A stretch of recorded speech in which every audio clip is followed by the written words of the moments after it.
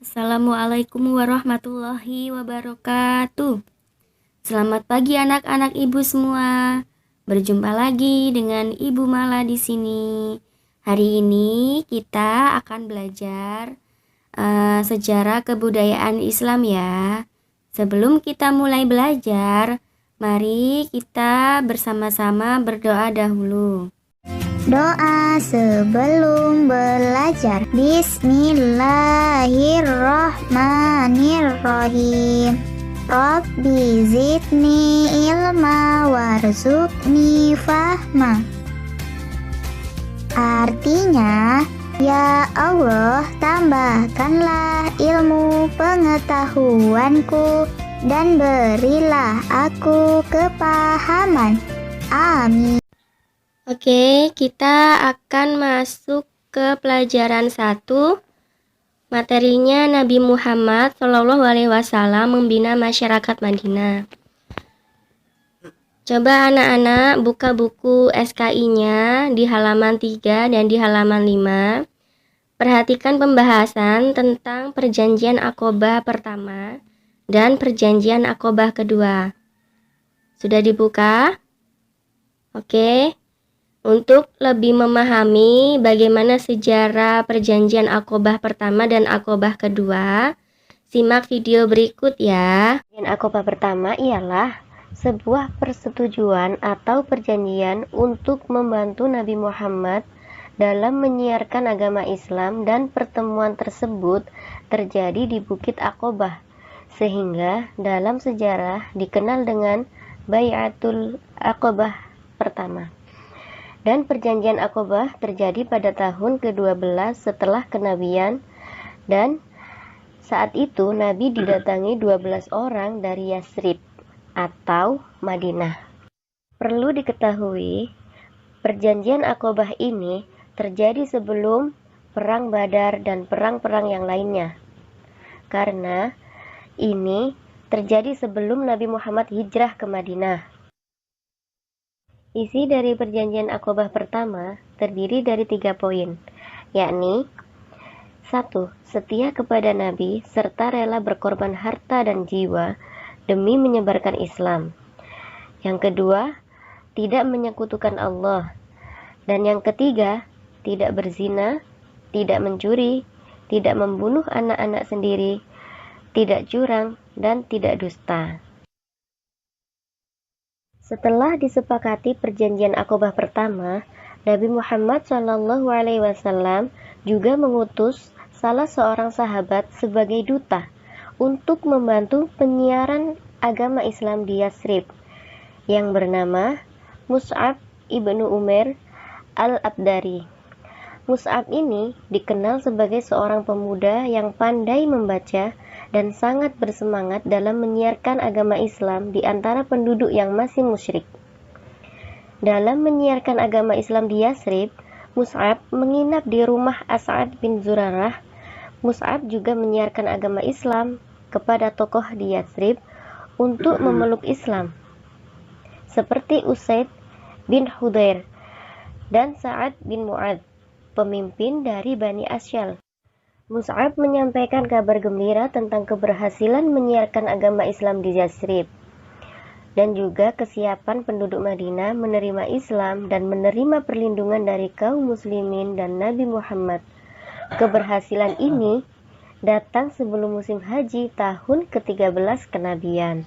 Sebagai tambahan, dan juga perlu diketahui, sebelum terjadinya perjanjian Aqobah pertama, sudah ada 6 orang Yasrib yang masuk Islam.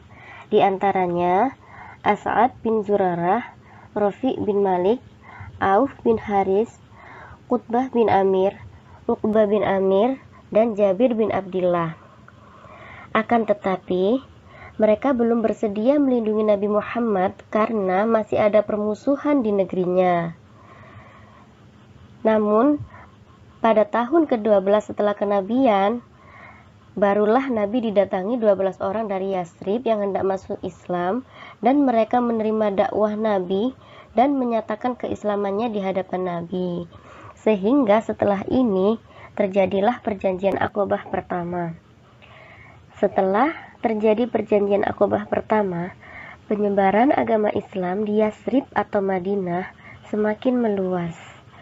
Dan banyak dari penduduk Madinah yang masuk Islam. Karena semakin meluasnya agama Islam di Madinah dan banyaknya penduduk Madinah yang masuk Islam, maka terjadilah perjanjian Aqobah kedua.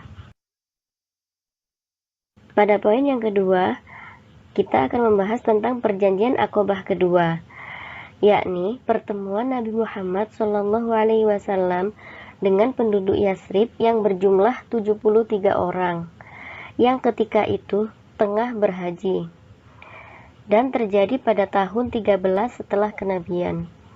Pertemuan tersebut bertujuan untuk menyampaikan pesan penduduk Yasrib berupa permintaan penduduk Yasrib agar Nabi bersedia datang ke Yasrib untuk memberikan penjelasan dan pengajaran Islam.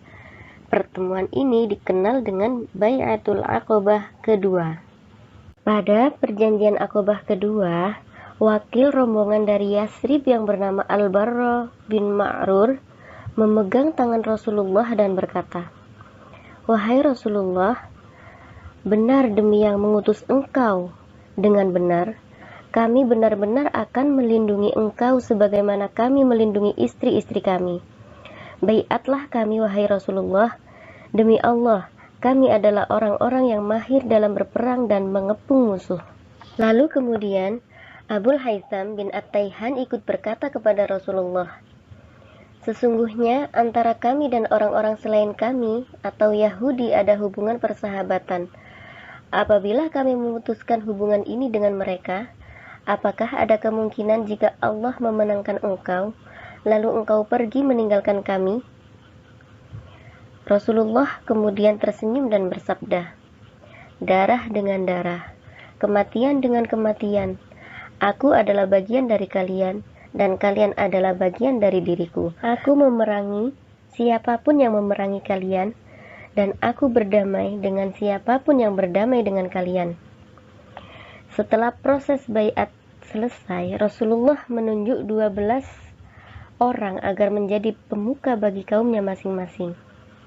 Mereka yang ditunjuk diharapkan bisa menjadi pemimpin bagi kaumnya dan bertanggung jawab kepada mereka.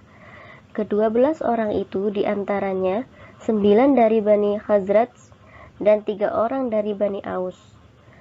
Mereka itu antara lain adalah sebagai berikut. Yang pertama, ada As'ad bin Zurarah bin Ad. Yang kedua ada Sa'ad bin Ar-Rabi' bin Amr. Dan yang ketiga ada Abdullah bin Rawahah bin Sa'labah. 4 ada Rafi' bin Malik bin Al-Ajlan. Yang kelima ada Al-Barra bin Ma'rur bin Sahr. Yang keenam Abdullah bin Amr bin Haram. Ketujuh Ubadah bin As-Samit bin Qais. Kedelapan Sa'ad bin Ubadah bin Dulaim. 9 Al-Munzir bin Amr bin Hunais. 10 Usaid bin Hudhair bin Sammak. 11 Sa'ad bin Haytamah bin Al-Haris. Dan yang ke-12 Rifa'ah bin Abdul Munzir bin Suhair. Rasulullah kemudian bersabda kepada ke-12 orang tersebut, "Kalian adalah orang-orang yang bertanggung jawab terhadap kaum kalian dan keadaan mereka, sebagaimana yang dilakukan Al-Hawariyun terhadap Nabi Isa bin Maryam. Aku adalah orang yang bertanggung jawab kepada kaumku." Dan mereka serentak menjawab, "Baik." Isi dari perjanjian Aqobah kedua yang disampaikan oleh Nabi Muhammad SAW antara lain, yang pertama, berusaha untuk selalu mendengar dan taat ketika bersemangat dan malas.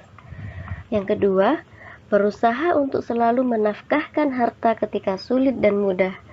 Ketiga, berusaha untuk selalu menyeru kepada yang ma'ruf dan mencegah yang mungkar.